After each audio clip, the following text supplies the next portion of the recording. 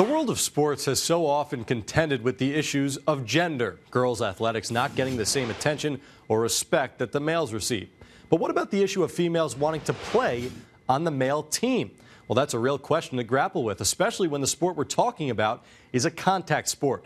Rosemary Flores is a wrestler who currently holds a winning record of 17-7 against male contenders. So, should girls be allowed to wrestle boys? MSG Varsity's Shauna Ryan entered the circle to hear from those on both sides of the mat. If you ever had a daughter, would you allow her to wrestle? I don't think girls should be allowed to wrestle with boys in high school. Not fair. Compromising positions, the whole thing. I don't know, Shauna. To each their own. It's my life, it's what I love to do, so I don't disrespect anybody, but I just tell them, come watch, come see me. Every girl's not the same. It's the understatement of the season. Make that the wrestling season.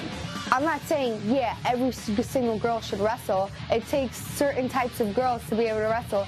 Curtis Jr. Rosemary Flores is definitely a certain kind of girl and a certain kind of wrestler, a dominant one, with a very clear message.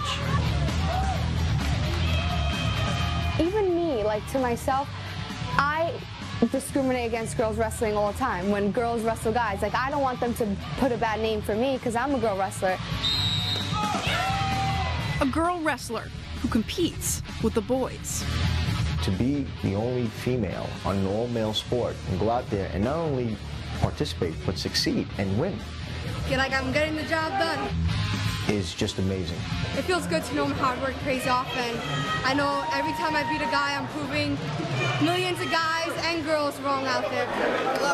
Well, she likes to do martial arts. She was really good grappling.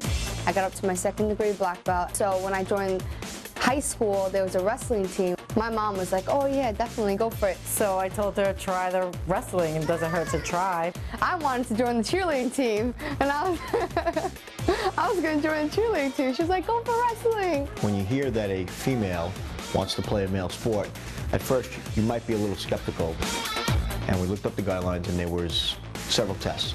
And Coach Alina said to me, you'll see, she'll be able to do this.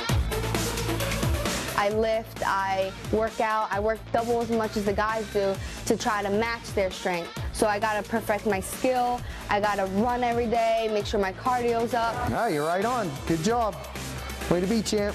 The physical test that we have to take at my school challenges that. Rosemary is definitely challenging the status quo, as her moves on the mat are forcing opponents and others to grapple with a real issue. It's just weird compared to wrestling a boy. I just feel like I can't wrestle my hardest against a girl. Like, and get ready to lose. There's no reason why anybody just tell her she can't do it. Rosemary's coach thinks there's another issue going on here. One of poor sportsmanship, rather than of true moral concern. Rosie on 3! Rosie on 3! 1, 2, 3! Rosie! Yeah! No, I think they're more nervous that they don't want to lose to a girl in front of their families. Why do you think guys get nervous about that? Because their friends and everybody's saying you lost to a girl. You know, it's like a shame. I feel like guys get a little nervous. They don't want to lose to a girl. One of the reasons why Rosemary even wrestles boys is because there is no girls division in the city. Well, not yet. A developmental division is in the works. 5 teams representing 5 boroughs. And thanks to Rosemary, the Staten Island team will be right here at Curtis High School. She basically has inspired a girls wrestling team, and we currently have 15 girls who are on the boys wrestling squad now. Rosemary doesn't just have a winning record against boys in the city. She's a 2-time defending national champ against girls. Is it hard? In March, I went to Michigan. April, I went to Florida.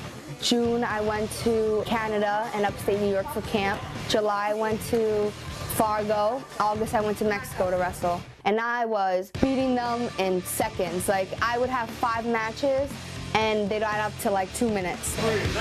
It's an experience that, strangely, has helped her become more empathetic with her New York City male opponents. I do not like to lose, especially to a girl. I feel like the guys. Like if I'm gonna lose to a girl, I want to go home and cry.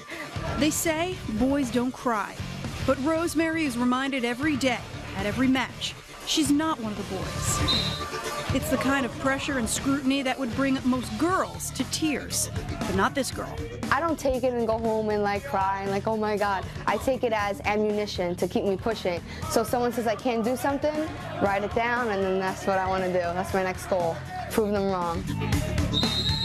Someone told me that if you write a goal down, it's 20% more likely to happen. So every time I find a new goal, I write it down, and then it feels so good when you get to cross out the goal, and it's like, wow, I accomplished it. The main goal on the mirror may be world champ, but for now, Rosemary will focus on continuing to challenge herself and the status quo of city wrestling, all while handling the pressures with the tenacity of any male athlete, just with the grace of a strong young lady. It's so funny because I feel like I become two different people. When I'm on the mat, I turn into a wrestler. When I'm off the mat, I'm a girl. So sometimes it's hard, but I'm happy to know that it made me who I am, and then I'm happy to know that there could be other girls just like me.